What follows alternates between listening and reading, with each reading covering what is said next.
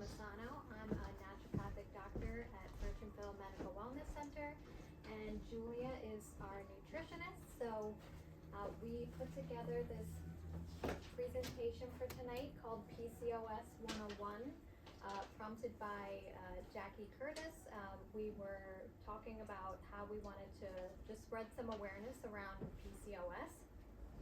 Just give a little bit of information about what it is, what kind of testing that you might want to ask your doctor for if you think you might have PCOS, how, if you have PCOS, how it might show up in the body in different ways, and then we'll cover some things that you can do to help naturally. We'll also talk about some of the medical ways that we can help women with PCOS. Here we do things with supplements, nutrition, and lifestyle factors. All right, so we're gonna go ahead and get started. So, what is PCOS? Is everyone here familiar with PCOS in general, what it is? Okay, so we know we're talking about a hormonal condition. This is really the most common hormonal condition in women of reproductive age. It's affecting about 5 million women in the US, and that's of course not including all the undiagnosed women that don't know they have PCOS, haven't gone forth with the testing that they need. So worldwide, about 70% of women remain undiagnosed. So this is why it's really important for us to have these conversations to know, might I have a hormonal condition?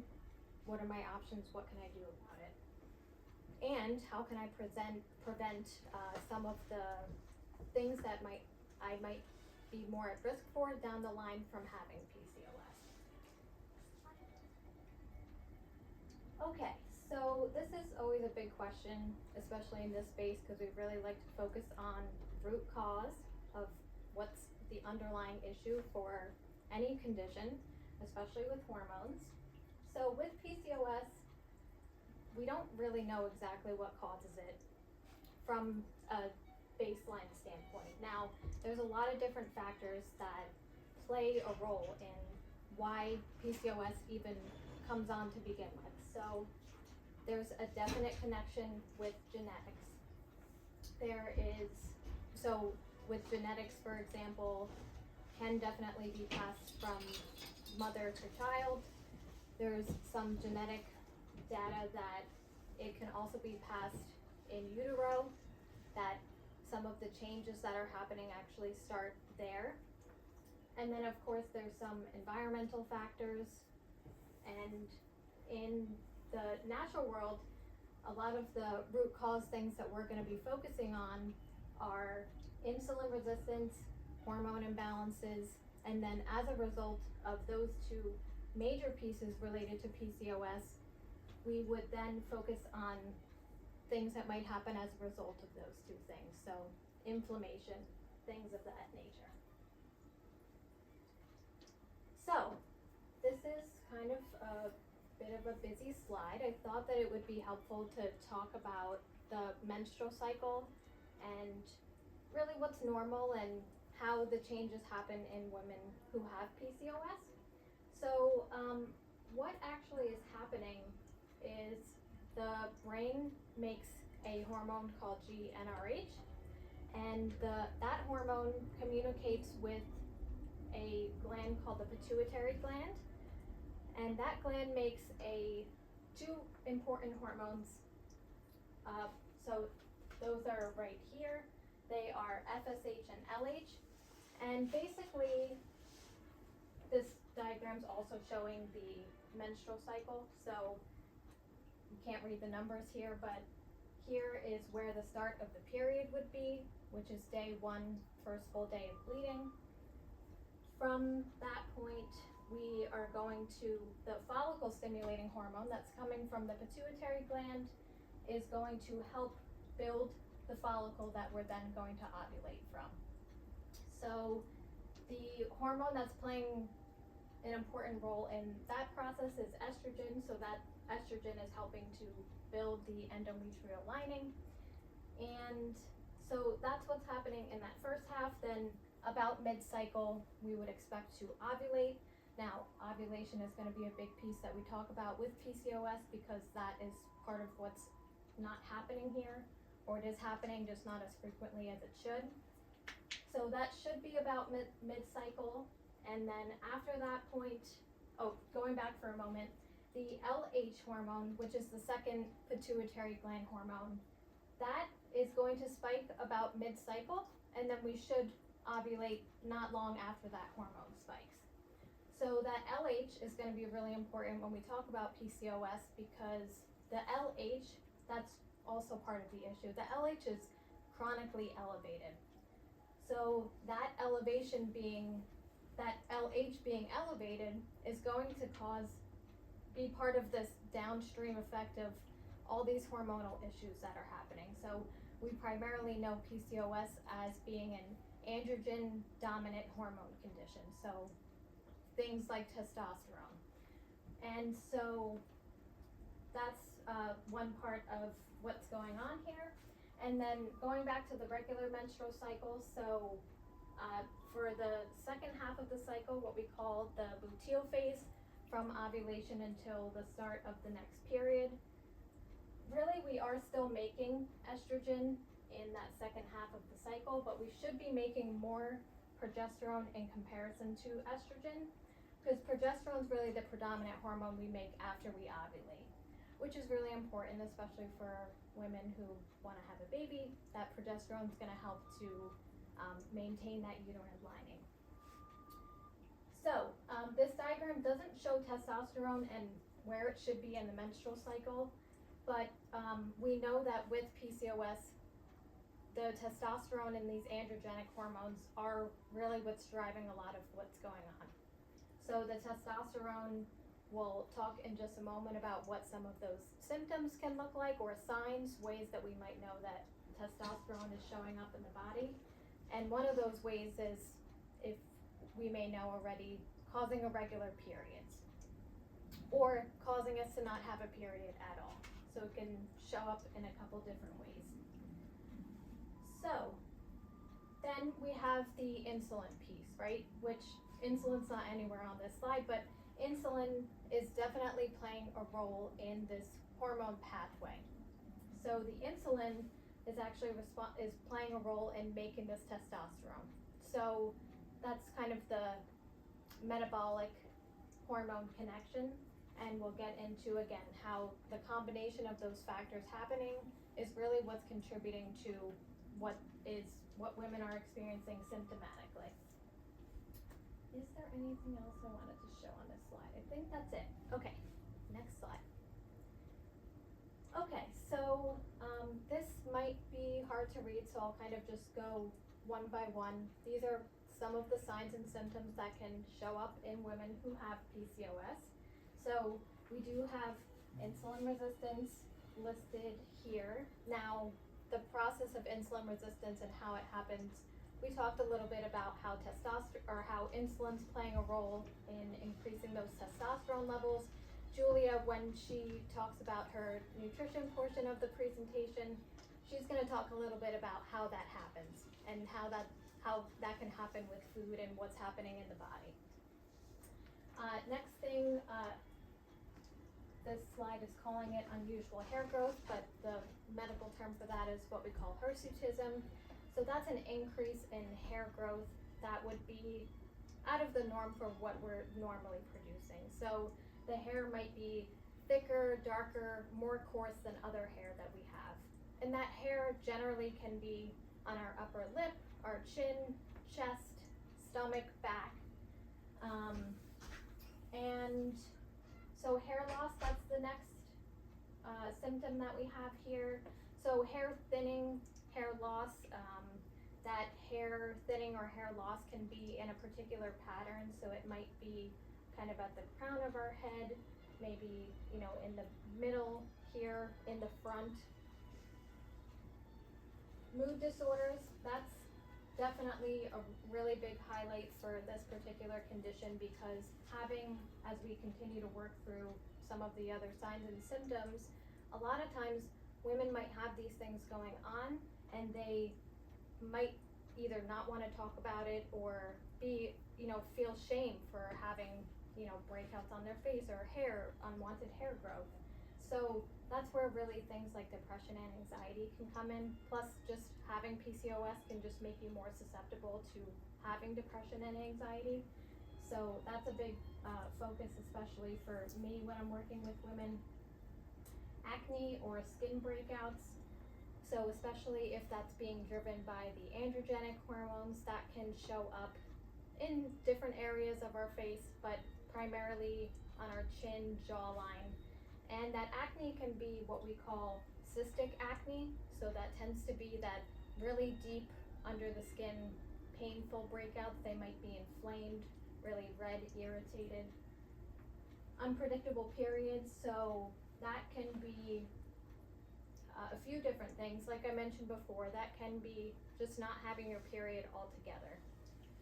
That can be having more days between the period that we're supposed to. So with the previous slide where we were talking about the regular menstrual cycle, that's really a textbook idea, which is a 28-day cycle.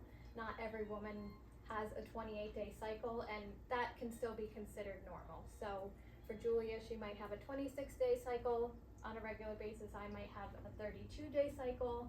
That might be normal. What generally is not considered to be normal is if we're having a period that's longer than 35 days between periods or shorter than about 21 days. So that is important too, to figure out, hey, what exactly is causing this irregularity with the period.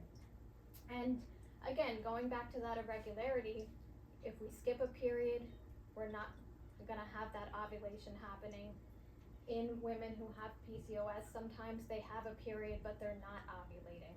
And that is really important because that can set women up for things like infertility or having difficulty becoming pregnant. So that's a really important focus that we want to be thinking about. And we want to be producing these hormones. We want to be having periods because they're important. They play a big role in the body. They help to keep our bones strong and to promote our mood and libido and different factors. So weight gain, that's another sign, symptom that can show up in PCOS. Genetically, we're if someone has PCOS, they're genetically wired to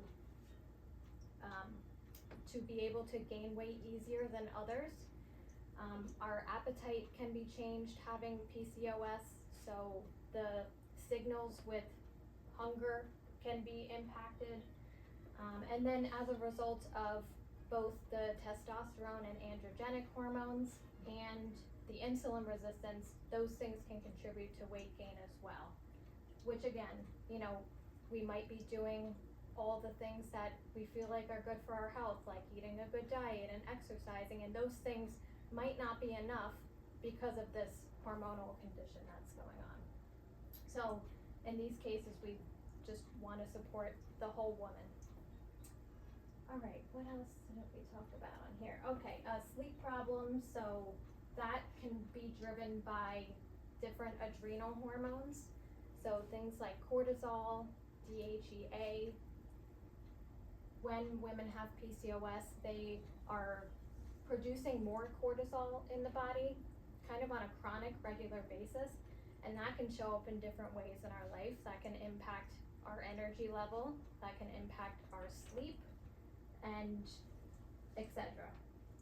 And then infertility-wise, it's not necessarily that every single person who has PCOS is going to have trouble becoming pregnant, but we can, because of some of the things that we talked about, the irregular periods, not having the ovulation, and we may even have difficulty.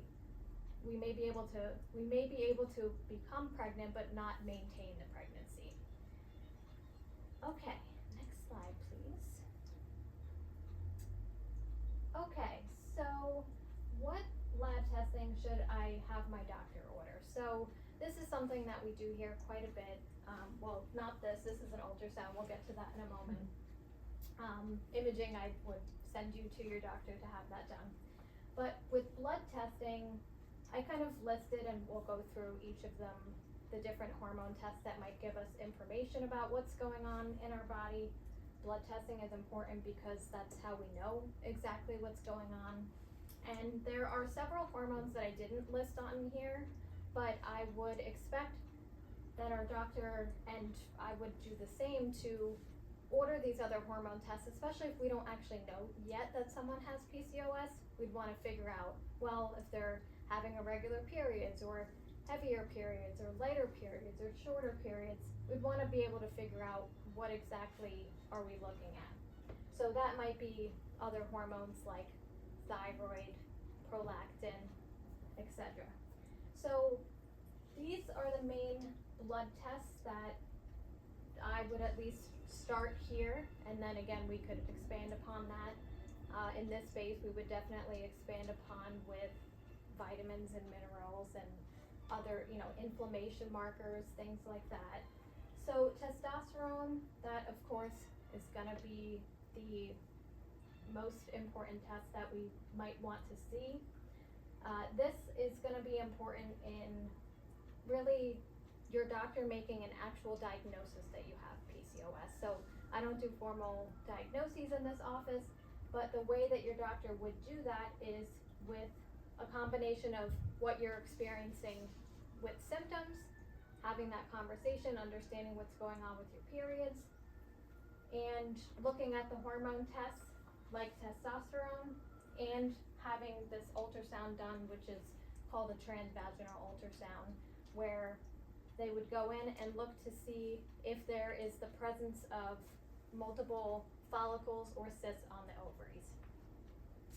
So with the testosterone, we want to be looking at that a little bit more comprehensively. So I listed total and free testosterone.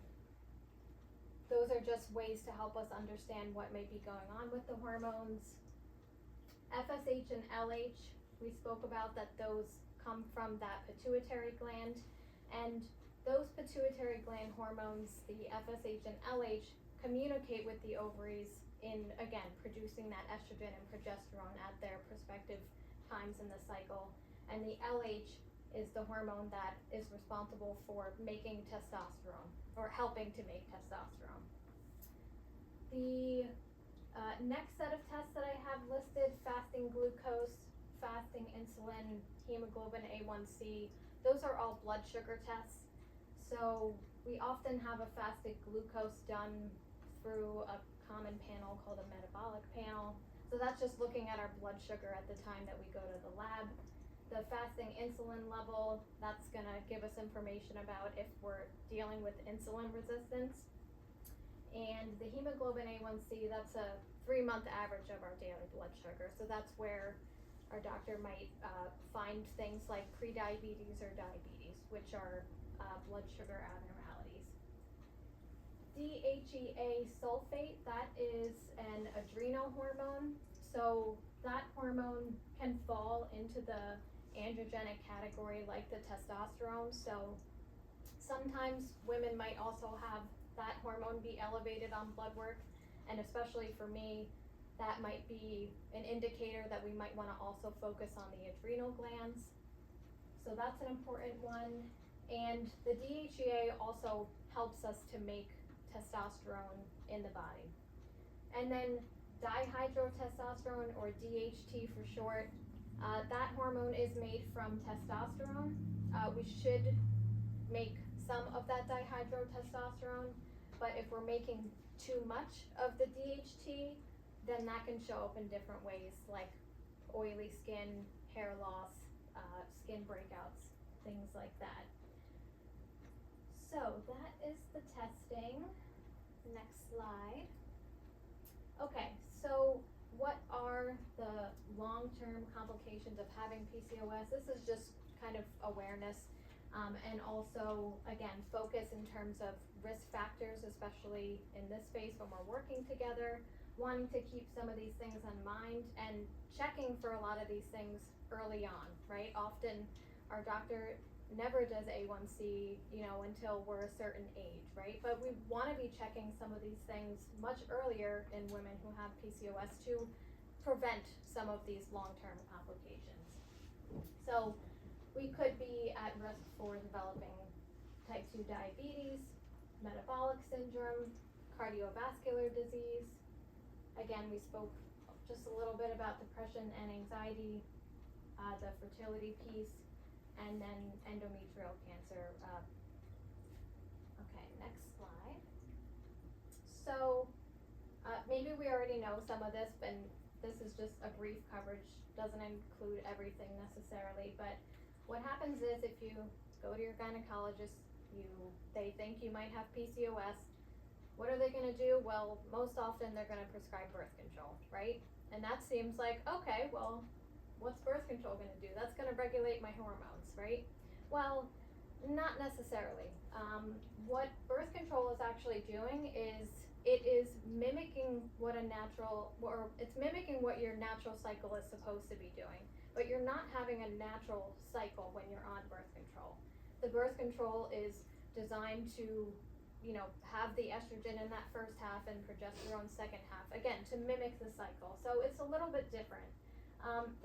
While you're taking birth control, that can lower the androgen levels like the testosterone, so women do have symptomatic relief, like acne getting better, some of those other symptoms. So it will seem like, oh, I got my period back, right, in quotes, and so that's really what's happening there.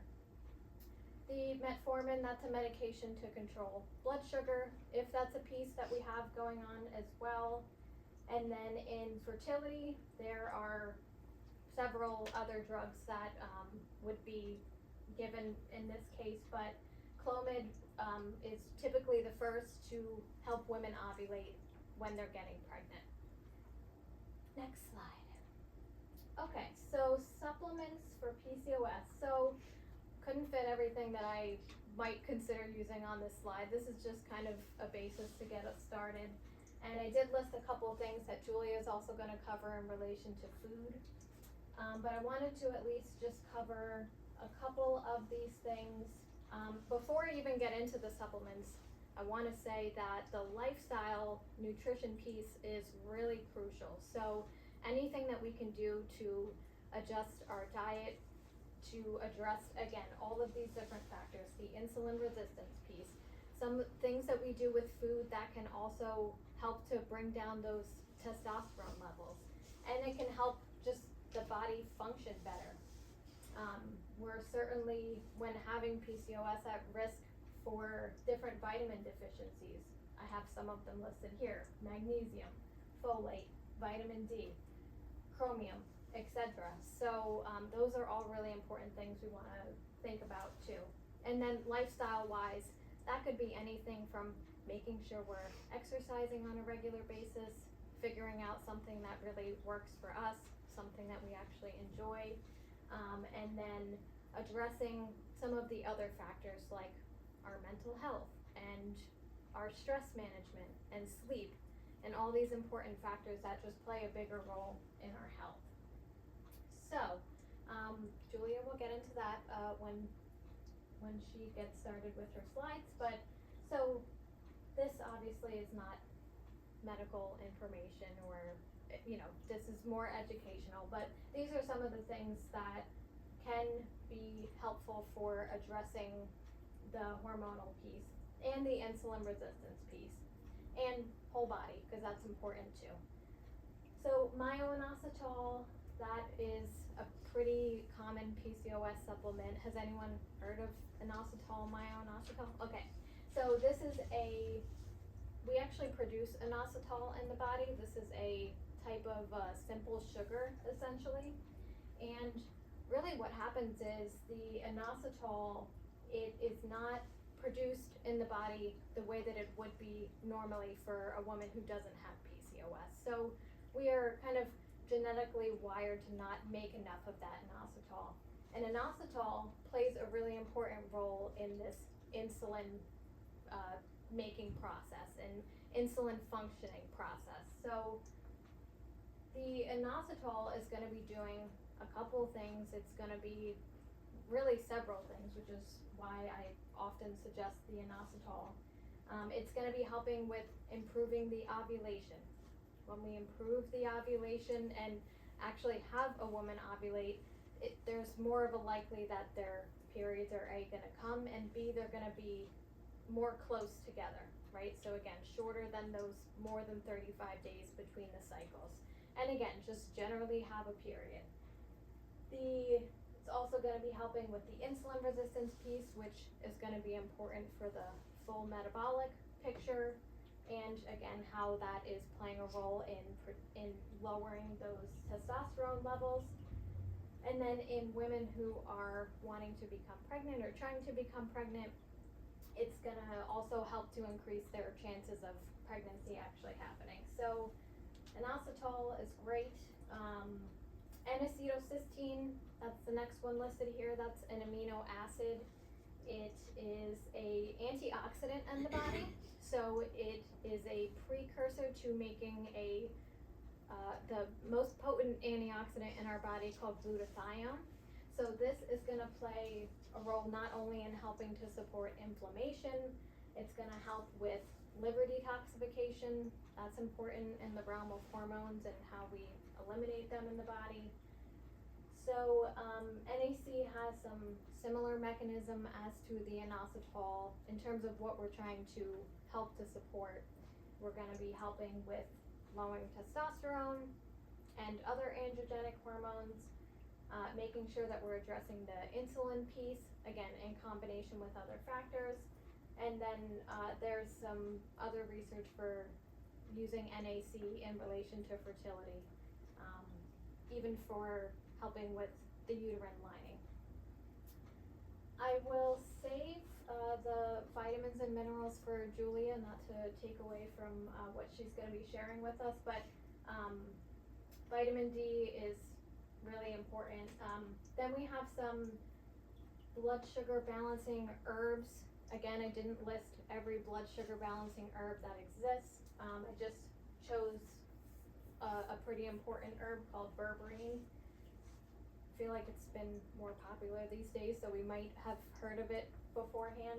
So there are several others. Cinnamon, which obviously we have that in our spice cabinet. There are several others, gymnema, etc. So the berberine is primarily going to be helping to support the blood sugar piece. The fish oil, that is primarily going to be helping with inflammation, so that's really important, especially in relation to, again, whole picture, inflammation, high testosterone levels. Chromium, that's also going to be playing a role in this blood sugar piece. Spearmint, that was the other herb that I have listed here, so I often suggest having spearmint in tea form. Spearmint has some specific activity for helping to reduce some of those androgen levels. Zinc can also do something similar. Magnesium and folate I will save for Julia. CoQ10 and melatonin, those two are, well, CoQ10 is going to be helping more with the mitochondria of the cell, and so that can be really important for just generally being anti-inflammatory, antioxidant, and also really important for preventing cardiovascular risk. And then melatonin, that we sometimes, well, I think we've all often heard of melatonin, that when we supplement with melatonin, that's for sleep. And melatonin in general is related to this circadian rhythm, where generally when we first wake up in the morning, we'd be producing cortisol. As the day goes on, we would expect the cortisol levels to slowly taper off, and in the evening time we produce melatonin so that we can fall asleep, stay asleep. So that's why melatonin supplements help with sleep. Melatonin's associated with darkness and cortisol's associated with light. So melatonin has, so yeah, again, it can help with things like sleep. That might be related to a cortisol component that's going on with PCOS, or it could also be helpful for fertility. So it's often used in combination with if a woman had to pursue help with becoming pregnant, the melatonin can help that really work better. Something I don't have listed here, it's not a supplement, but just as another modality that can be helpful in the realm of hormones, is acupuncture. So that can be really helpful. And then Jackie will speak a little bit at the end about her service. So that is electrolysis. So we'll save that for a little bit later.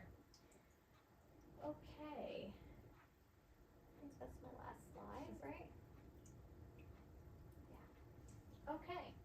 So we'll save questions for the end. Julia's gonna talk to us about nutrition. All right. Hello, everybody. I am Julia.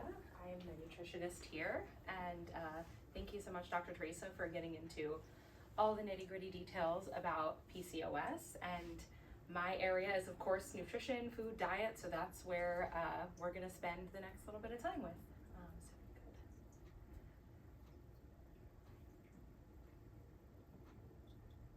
So I always like to just start off with a little plug for nutrition and how important it is. The food we eat is foundational for our health. So all of these, I mean, really what nutrition is, if we get down to the, baseline, is it's protein, carbs, fat, vitamins, minerals, and water. That's what our food is made up of. And that is a lot of what our body is made up of. So what we eat makes up the tissues of our body, and it makes our cells function. And so that's why our diet is so important in various conditions. It's not just, a lot of people think of nutrition for, diabetes or heart disease, but nutrition is significant and crucial really in any condition, because any condition we have has to do with how the body's working, and nutrition affects that. So now we'll get into more specifics with PCOS. So when I'm thinking about PCOS from a nutritional perspective, I'm thinking kind of three main categories, which Dr. Theresa weaved in a lot, and so that's what we're going to just highlight again here. Insulin resistance, I'm thinking about inflammation, and then this general picture of hormone balance, which they're I have this arrow here, this double-sided arrow, because they all also interrelate with one another and they affect each other. So, the insulin resistance really is a huge piece. We're going to spend some time on the inflammation, and then those two things sort of lead to the hormonal balance. But then the hormonal balance can also make these other things more difficult. So it's this very much back and forth kind of relationship. And so we address them sort of on their own, but ultimately we zoom out and look at them as a big picture. So starting out with insulin resistance, we'll talk about, what it is, how to improve blood sugar balance, and increase insulin sensitivity. So first, I just want to do kind of a little education about what is insulin resistance for anybody who doesn't know. I think this is helpful to understand, to get a little bit into the textbook kind of nerdy stuff, just a little bit, because then it makes the food have a little bit more context. So we're starting at the left here with, it's just a variety of carbohydrate foods, right? We've got some bread there, cupcakes, soda, juice, things that are primarily made of sugar. So imagine, okay, we eat this food, our digestive system does its magic, breaks it down, and ultimately at the end, whatever carbohydrate food we eat ultimately becomes glucose, and that goes into the bloodstream and flows to the bloodstream and gives our cells energy and gives our body energy. So that's kind of the function there. Then what's happening with insulin is, when we're eating sugar, ultimately that glucose needs to get into the cell to give the cell energy and make it work. And so insulin is, as you can see here, it's kind of like the key that unlocks the cell. And actually in a real cell, imagine this little, a padlock. There's like tons of them all over the cell, right? And so insulin can bind to those different sites and say, hey cell, it's time for glucose to come in and for you to use it. So what's happening in insulin resistance is this process just kind of going off the deep end a little bit. So we have excess glucose flowing through the blood. So we're constantly, and this here is the pancreas. The pancreas is an organ in our body that produces insulin, which is a hormone. So the pancreas is constantly outputting insulin to tell the cell, hey, let glucose in, hey, let glucose in, over and over and over again. And at a certain point, the cell more or less gets sick of it and is like, listen, we're good. Like, I've got tons of glucose, I don't need anymore. So it'll start to, like I said, imagine there's tons of padlocks here. It'll start to take off the entry points. It'll take them away. So the body's still pumping out insulin because the body's like, hey, like, where's our energy? Like, it's not getting into the cell, so I guess I need to make more insulin. But the cell is like closing its doors. It's not letting insulin come in. And so now you have, over time, the cells are responding less to insulin, so glucose isn't getting into the cell where it needs to be to make energy. It's hanging out in the bloodstream still, and insulin's continuing to be made because it's not getting the feedback it wants. So the end result is we've got a bloodstream that now has a lot of glucose in it and a lot of insulin in it. Does that make sense? Does anybody have questions about that? Yes. So your A1C is really a measure of how much glucose you have in your blood? Yes, exactly. What A1C is, it's the technical term for it, it's glycosylated hemoglobin. So it's basically measuring the amount of sugar that your blood cells have kind of stuck to them. And it's not great when that happens, but that happens when you have high blood sugar for a long time. So if there's constantly sugar in the bloodstream, it's going to start sticking to the blood cells. And so hemoglobin A1C is telling us, well, about to what degree is that happening? So that does give us a picture into insulin resistance. Like Dr. Theresa talked about, we want to look at the fasting glucose levels, but also the insulin, because the insulin being high is kind of this sign that the body's not getting the result it wants. Like, it's supposed to get glucose in the cell, but it's not happening. So it just keeps kind of beating its head against the wall, so to speak. Any other questions about that, like biology-wise? Okay, cool. So, like I said, this, chronic consumption of carbohydrates and sugars over time, nonstop, high insulin, high glucose in the blood, this is a big driver for these different symptoms that we see in PCOS, which Dr. Theresa alluded to. So there's a big connection between insulin and testosterone. So we're going to see that increased testosterone, irregular cycles, this metabolic picture where there's weight gain, especially around like the belly area, a lot of times is what happens. And then overall inflammation. So that's, and there are many other effects of high insulin, high glucose. I mean, we think about, right, that pre-diabetes, diabetes picture. But when we're thinking about PCOS, we're putting into the context, well, how is it affecting these other hormones and the body as a whole? And so those are the primary results there. So what do we do about this? If over time, insulin resistance develops over time, it's from usually a chronic intake of high sugar foods and a chronically high insulin and glucose. And so the solution to reverse insulin resistance is blood sugar regulation. So thinking about the word insulin resistance, right? The cell's resistant to insulin. It doesn't want it anymore because it's got too much. We want to revamp the cell to make it sensitive to insulin again. So we want insulin sensitivity, and we can very much modulate that with diet. So the goal in the body, before we get into the nitty-gritty about the food, is we want less blood sugar in general, right? As I kind of talked about with the hemoglobin A1C, we do want just less sugar flowing in the blood. You need sugar flowing in your blood. Your cells need it for energy, glucose from carbohydrates. But when you have insulin resistance, it's too much. So we want to lower that. And we want to stabilize the curve. So it's not just the quantity, but it's kind of the speed. So when we're eating, sugar, carbohydrate foods, we also want them to get absorbed into the bloodstream a little bit slower. Because if they get absorbed slower, the insulin doesn't have to spike up as high to get it into the cell. It's a bit more of like an even keel. So this curve here, it's a very general curve. It's showing the difference in an insulin response to different types of foods. So the red is going to be, think like drinking straight up soda or a very sugary like candy. It's just straight sugar and your body absorbs it super quickly. So now we've got a flood of glucose into the bloodstream. Body's like, all right, it's got to get in the cell. Let's pump out that insulin high. So we've got this big spike. Contrast that with the green curve. Let's say we eat something, more like a vegetable, right? A bean, for example. Beans are carbohydrates, but they also have protein and fiber and other things. where the digestive system is a little bit slowed down, so the glucose trickles in a little bit and a little bit, and then we have this more leveled out curve of insulin, which is what we want. We're always going to have a little bit of a spike, right? Insulin has to do its job. It's got to come out and get the glucose into the cell. We just want it to be kind of stabilized. So just bringing it home, the two keys for insulin sensitivity and reversing that resistance is lowering the blood sugar, but also eating in a way that stabilizes blood sugar. And then we'll talk about how to do that.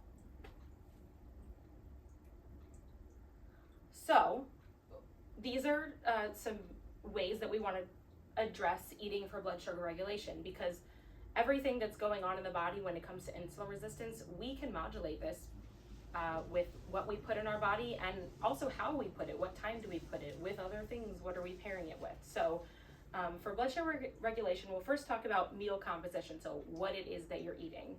So the main key is having a balanced plate. We always talk about having a balanced diet, and I know that's very vague, but to me, what that looks like is protein, fat, fiber, and some color, which can come in the form of the fiber too, but usually color is coming from like the vegetables and the fruits. So this plate is an example. It's very kind of basic, but our protein here happens to be salmon, could be a piece of chicken, could be a steak, either way. We've got some avocado for healthy fats, and avocado also has fiber in it. Foods have, you know, a good mix of everything. Then we've got what looks to be like quinoa or some sort of grain. So this is our fiber / carbohydrate source, but it's a little bit of a slower digesting carb, which is great. And then we've got greens, which give us all the vitamins and minerals. So this is like very basic balanced plate goal here. Also for blood sugar regulation, we want to in general be prioritizing proteins and fats on our plate. So glucose is coming from sugar or carbohydrates. Now that doesn't mean carbohydrates are bad. It doesn't mean we need to go keto for PCOS. That's not what I'm implying. It's just the type of carb and the balance of the carb and the insulin spike. So if previously we were prioritizing a lot of carbohydrates on the plate, we might want to start thinking about, hey, when I'm sitting down, how can I get more protein on my plate? How can I get more healthy fats on my plate? We want to look out for added sugars in packaged products. So going back to the other slide where I'm talking about, hey, let's reduce the overall flood of sugar.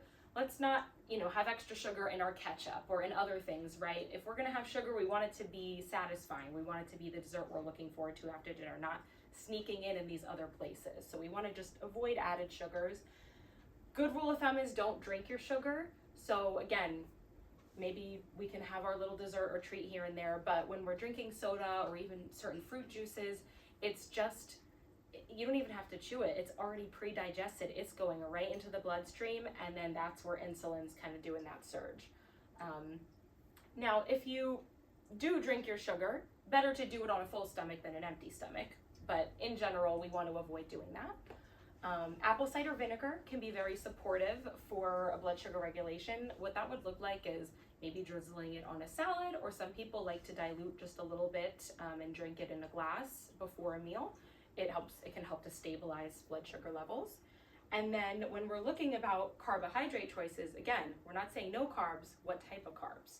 So we want to lean more towards those complex carbs as opposed to simple carbs.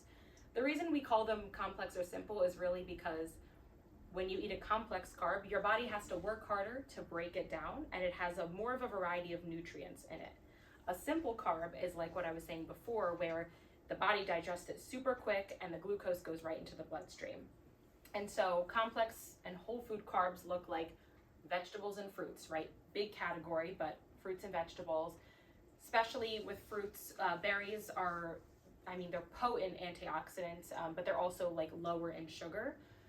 Beans, legumes, nuts, whole grains.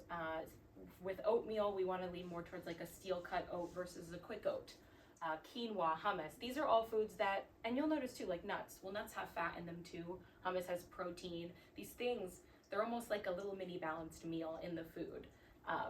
Whereas we look at the simple or refined carbs, things like white bread, rice, are classic like candy, pastries, desserts, chips, crackers. These are just only carbohydrates, and they're easily digested. And then of course the sugary drinks. So kind of big picture for meal composition is that balance of the macronutrients, protein, fat, fiber, color, always kind of be repeating that in your head. And then when you choose carbohydrates, choose more nutrient dense carbs that are going to digest slower and therefore lead to a lower insulin and glucose spike. So then we'll talk about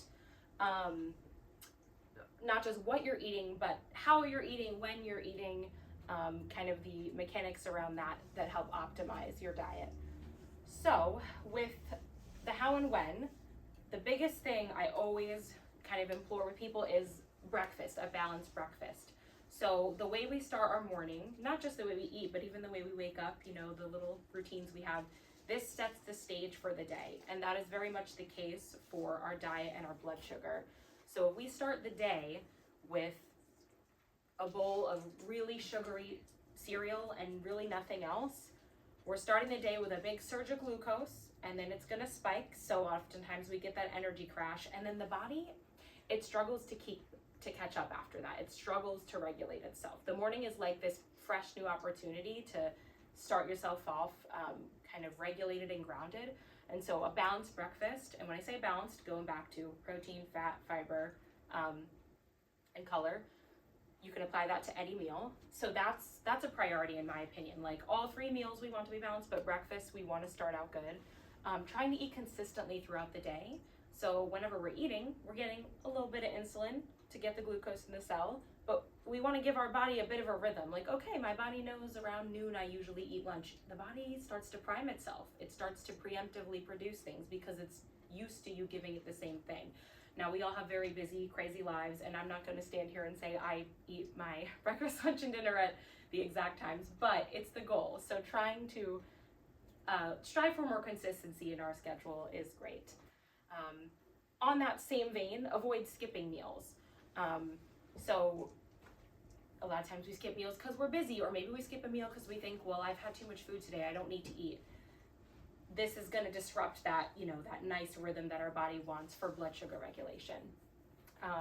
Similarly, again, carbohydrate intake, we want to spread it evenly throughout the day. So don't just have a carb-only breakfast and then, you know, change it the rest of the day, or a carb-only dinner. We want to have balance throughout the day. And I call this the buddy system. Basically, when we're eating those simple carbs, which will happen sometimes, let's try to pair it with a protein or a fat to balance it out. So I'll look over here. Apples and bananas are actually not simple carbs, but just for sake of argument, if I'm gonna have an apple, well, I might pair that apple with a nut butter to give it a more balance. Maybe I wanna reach to eat some crackers. Well, instead, I might wanna dip that in hummus, because then with that simple carbohydrate that otherwise would have been super quickly digested and absorbed, now there's some fat and protein with it, which is slowing that whole digestive process and slowing that flow of glucose. And ultimately, it's also just more satisfying. I mean, we're gonna be a lot more satisfied if we dip a few crackers in some hummus than if we eat the whole bag of crackers, which a lot of times happens because these foods are designed to be very, you know, addictive and not satiating. And then similarly, like a piece of toast, a lone little piece of toast, let's throw some avocado on that, better yet, even some eggs. So now that's like the perfect balance right there. So just whenever we're reaching for those easily digestible carbs, we want to think, okay, how can I like buddy this up? You know, we don't want it to be hanging out alone, because when it's alone, it's digesting and absorbing a little more quickly than we'd like. I mentioned this before, but in general, we want to avoid eating sugary foods on an empty stomach. So it's better to eat your meal and then have that cupcake after your meal versus, oh man, I'm really craving a cupcake, and eat it on an empty stomach. Why?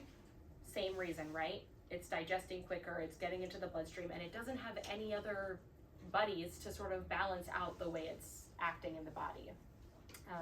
And then another little, I guess you could call it a hack, is to move after meals. So it's a great practice to get into if you feel inclined after a meal. Go for a 5-10 minute walk. Personally, I just think this feels good, but from a blood sugar perspective, what's going on here? Well, you've just eaten a meal. Your meal probably has some carbohydrates in it and other nutrients and stuff, And so walking is like, oh, cool. The body's like, I can use this food I just ate now to operate my body, versus the food just going in. And perhaps if your body doesn't need that much energy, maybe you're not doing anything afterwards, like it might be more energy than it needs. This is an opportunity for your body to use that energy. It can help with your post-meal energy as well. Some people get that post-meal like little slump. Walking can kind of delay that or remove it, because you're using exactly what you just gave your body for movement. Now, movement is not the only reason your body needs energy. I could sit here, I could be sleeping all day, and still my body's going to need proteins, fats, carbs. It's going to need energy and calories. But when we want to optimize our blood sugar and reduce insulin resistance, walking after a meal is a great way to encourage that, because it uses the energy that we're getting. Okay, next slide, please. Okay, so that covers the insulin resistance piece.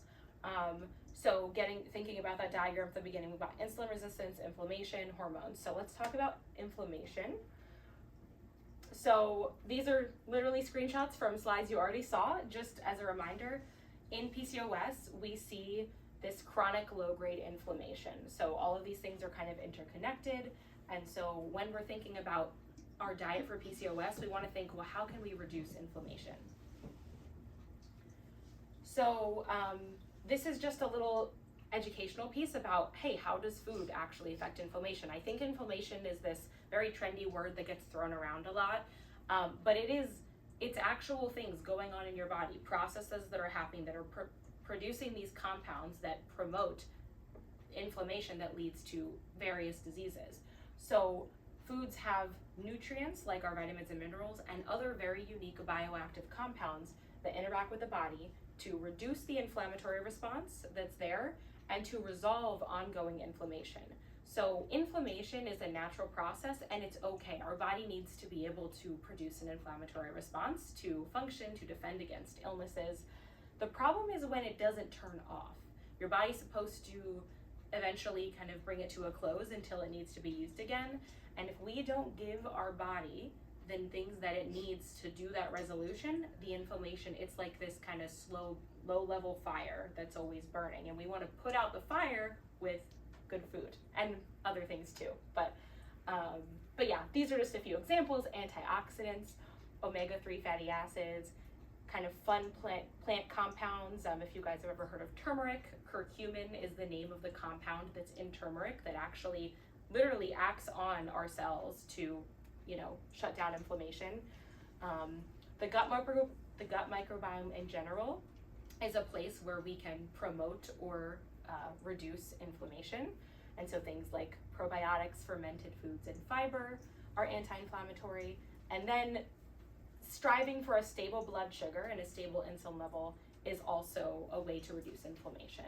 So that's kind of a high-level explanation of, well, how does diet actually affect inflammation? There's lots of goodies there. And then next slide.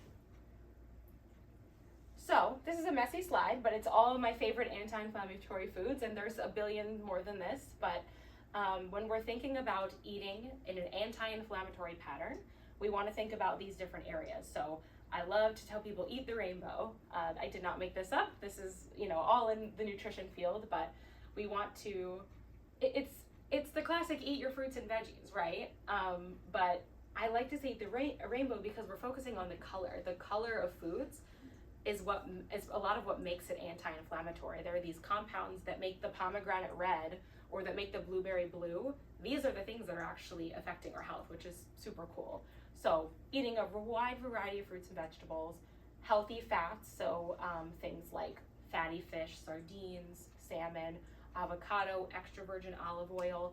These give our body compounds that, again, help to kind of quell that inflammation. Fiber kind of goes into that gut microbiome piece. So a healthy gut microbiome generally helps to lower inflammation. And what makes a healthy gut microbiome is things like fiber and beans, and even actually the fruits and vegetables, those polyphenols in the colors.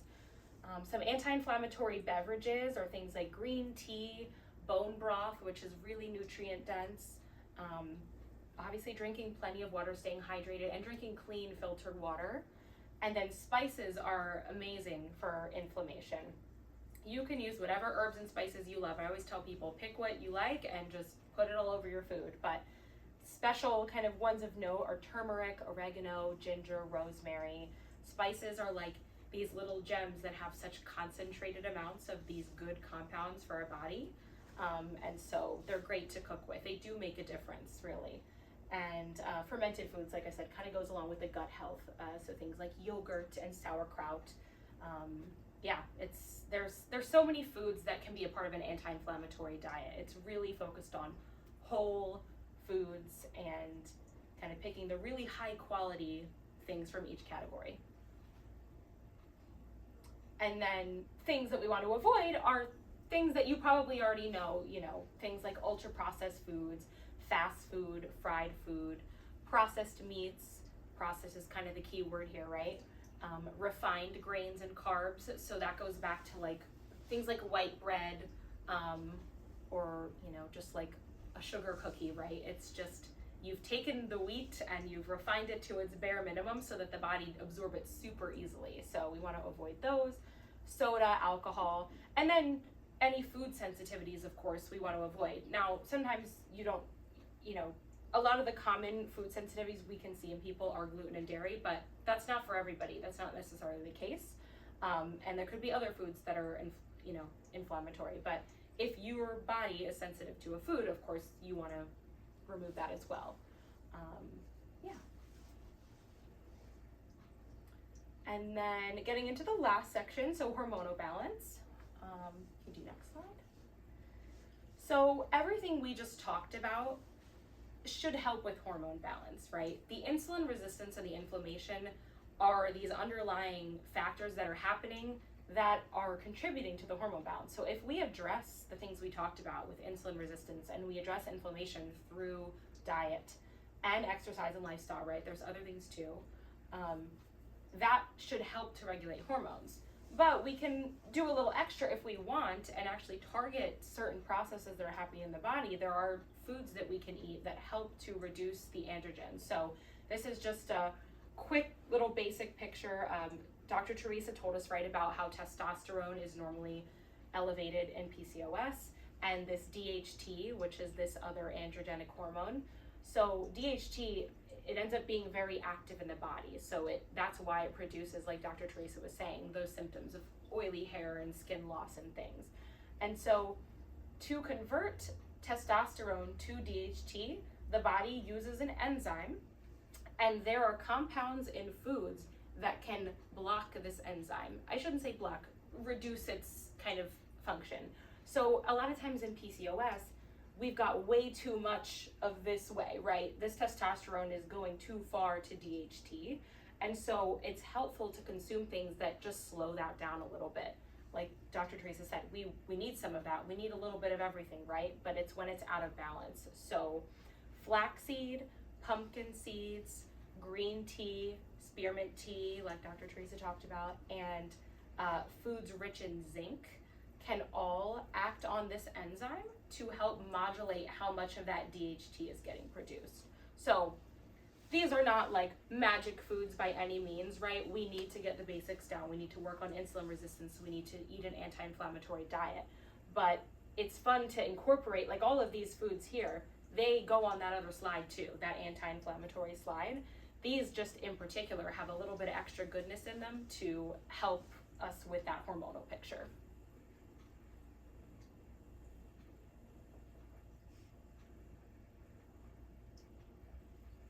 And then, we'll just kind of wrap up with a little personalized nutrition. So in general, of course, I'm going to get into all these details about certain foods and certain pathways, but at the end of the day, it's the overall dietary pattern that matters, right? So it's what does your diet look like 80-90% of the time? And what words should be coming to mind for PCOS are whole foods, anti-inflammatory, like we talked about before, low glycemic. So low glycemic is referring to basically the amount, the speed at which the glucose gets in the body. So low glycemic would be those more complex carbs, right? Colorful plants and fiber, lots of antioxidants, high quality proteins, and fermented foods for gut health. And honestly, these are features of, if we were talking about cardiovascular disease or some other condition, I might say similar things, right? Because these are features of a generally healthy diet. But with PCOS, we really want to be focused on like that low glycemic, kind of balancing the macronutrients, proteins and fats, not too much on the simple carbs, and that anti-inflammatory picture. And then on the micronutrient side, of course, as a nutritionist, I love to sort of talk about the ways that these micronutrients can interact with the body and help.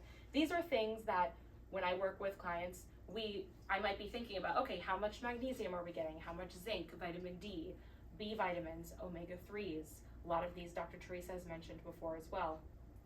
Selenium, probiotics, and alpha lipoic acid. These are those, zooming in from like the proteins, fats, and carbs, smaller nutrients that are really important in various processes, whether it's inflammation, insulin sensitivity, or hormones. Nutrients come into play. And so, when I'm working with someone, I think, okay, it looks like we're not maybe getting enough zinc in the diet. We might want to increase that because that's going to help with X, Y, Z.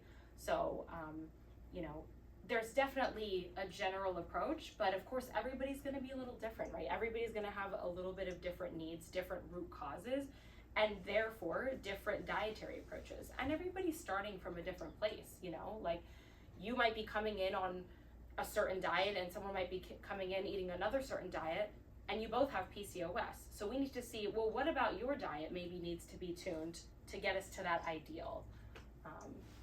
And then, I think there's maybe one more slide.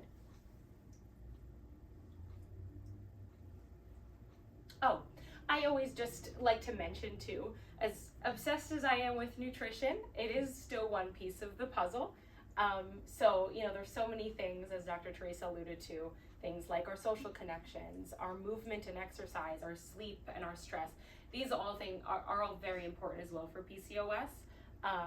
But nutrition, nutrition would be the nourish piece. That's where I live, and I think it's really significant, and it can do a lot to help. So I think that about wraps it up for both of us. So hope you enjoyed, and we'll answer questions.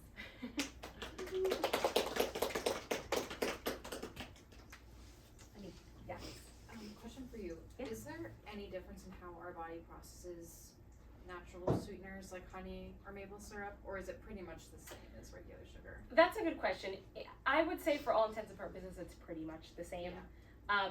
Honey, right? It's going to have some other goodness in it, especially raw honey. It's got some nice enzymes and other things in it that are helpful. Mm-hmm. But our body's still going to digest it and break it down to glucose. So it's better than if I saw an ingredient label with honey versus high fructose corn syrup or cane sugar, I'd go for the honey. But I'm still also thinking about the quantity, right? Sure. With sugar and insulin resistance, quantity is important. Yep. Any questions or even comments or things that were interesting?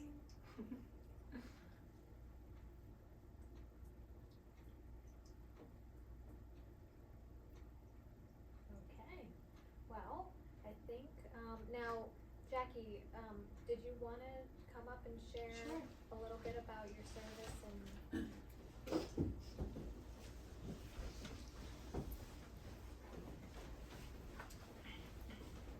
So hi everybody, my name is Jackie Curtis. I'm an electrologist. Basically, I do permanent hair removal. So a lot of clients that come to see me have PCOS. Hair growth is unfortunately a side effect of PCOS.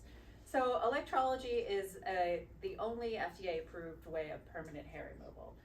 As somebody who has dealt with with hair on my face, part of the reason why I became an electrologist is because I had to go through it. I actually go to an electrologist because I'm not coordinated enough to do it to myself. But also it's just the best way for me to kind of manage my hair. So hormonal changes throughout my life, I've had to go through and deal with permanent hair removal. Right now I'm in the process of going through menopause, so I've had some hair growth, but I've been treating it, and I get treated with an electrologist. With that said, once you treat the follicle, so there's a difference between laser and electrology. Laser is a process where a laser will go across your skin, and what it's doing is looking for pigment. So if you have light skin and dark hair, you could be a candidate for getting laser. In my experience, I've done laser on my face and on some parts of my body. It works great in areas of my body that aren't controlled by hormones, like my legs. You know, my legs have been great, a great response to laser. The same machine, the same person did laser on my face and I had no results. So it goes away for a little while, but then it always came back. Sometimes it came back, it seemed like a little more with vengeance, but that could just be that my hormones changed in those months that I had it. But the way electrology works is we go in one follicle at a time. So we're treating each follicle one at a time, and we're killing that follicle so it can't grow another hair. So it is a process. It's not a one and done, because if we were to turn that machine up high enough to kill that follicle in one shot, then we would leave blisters on your skin. So we have to temper it to what your skin can handle. So it is a process. It does take time. With that said, it's not years. It should be months. It's all based on the thickness of your hair and how much hair you have. But for the most part, you can be pretty clear pretty quickly. I know I have some clients here who, I know I've seen some results, with them, but definitely it is permanent and it does work. Once you kill that follicle, no matter what happens in your life throughout your hormone changes, that hair follicle will never grow another hair. Now, other follicles may get activated as your testosterone fluctuates, but for the most part, that one that we killed won't grow another hair. So if hair on your face is something that makes you feel vulnerable, it can make you feel vulnerable, it can make, because it's what people see. They're seeing your face, they're seeing what's going on. There is a solution for that. Public service announcement, whether you ever do electrology or not, you don't want to tweeze that hair. You don't want to tweeze it, you don't want to wax it, you don't want to do threading, because anything that's going to rip that hair out from below the surface it's almost like you get a cut. All the blood wants to rush to that area to heal that. Well, that's exactly what that hair wants, to come back thicker and stronger. Mm-hmm. So right now, from here on out, shaving is the way to go. Anything that cuts the hair off at the surface is not going to affect hair growth, because hair growth happens below the surface at the bulb. So if you are plucking, tweezing, waxing, stop now, because what happens is your hair will come back thicker and stronger, and then sometimes friends get invited to the party, and then you're going to have a full face of hair. And not only that, it's terrible. We actually call it skin trauma, because what happens is sometimes you pull a piece of that follicle out and you've got the skin still attached to it. Mm-hmm. What it does, it creates a little scar tissue in that follicle. Mm-hmm. Makes it harder for us to get to the bottom where that bulb grows to get that hair killed. Also, what happens is almost like you get a callus. So if you've been waxing for years, all of a sudden my skin is so thick, it feels so thick. It's because you're pulling pieces of that hair out and you're really creating trauma on your skin. So in order to avoid your skin, your face to look like the bottom of your foot, you definitely don't want to do anything that's going to rip it out from the bulb. Shaving is not going to increase hair growth. It's the best way to treat hair, on your face or any part of your body. I always tell clients, and I know some of my clients that are here have heard me give this speech, but shaving in the shower is the best way to do it. I recommend, because your steam has opened up those pores, your skin is nice and soft and supple, your chances of getting razor burn or cutting yourself are lower. It's always the best way to go. Make sure that razor is sharp, and that you're not using that razor for any other part of your body other than your face, because you want to make sure that it's not too dull, and change it out regularly. With that said, if you're interested in electrology, my office is in Marlton. My business is called Electrolysis of South Jersey. You can book online. We have a consultation appointment that you can, go ahead and book at any time online. I work evenings and weekends, daytime, so I usually have stuff available. But if you have any questions, you're more than welcome to come talk to me. Does anybody have any questions for me about it? Go ahead.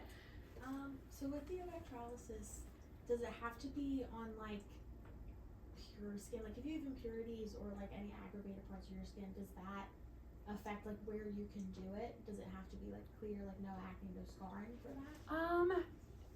No, actually it can be done on any part of the skin. There are some things that I would recommend. So for somebody that may have rosacea, sometimes electrology can lead to a little bit of bruising, because your capillaries are so close to the skin. If we're a little millimeter off, you may get a bruise or two.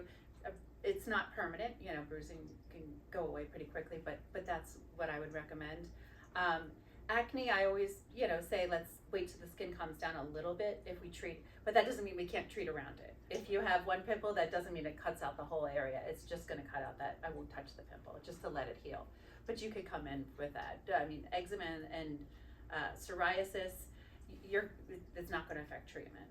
There's some medicines I don't recommend you take while you're doing treatment, Accutane being one of them, Retin-A is another one, because they make your skin paper thin. Healing is really difficult when you use those medications. But once you're done with those medications, then we absolutely can start treatment. But yeah, no other condition's really going to stop it. So, but if you do have scarring, it can be a little sensitive as far as the equipment is concerned, but it's not going to prevent it. Is it typically like painful? I mean, it's not a fun It's not fun, experience. yeah. No, I mean, it's basically I'm putting heat underneath your skin, and you know, the younger you are, which you are young, the more uncomfortable it can be because you have more moisture in your skin. Right. And basically I'm heating up that moisture to cauterize the bulb so it doesn't go another hair. So the more moisture you have, the more uncomfortable it is. But there are ways that I treat you with lidocaine ahead of time to help numb the skin down. And also, you know, there's a bunch of different settings. So even if we start low and you know, you continue low, it might be a few more sessions you'll need, but that doesn't mean it's not going to be effective. You know, and we'll, you know, that's what the consultation's for, is really kind of get your magic, what I call your magic number, what your settings are down. But yeah. Does anybody have any other questions? Okay, thank you so much. Thank you, ladies. I appreciate you for putting this on. Yeah, thank you for inspiring the talk. No problem.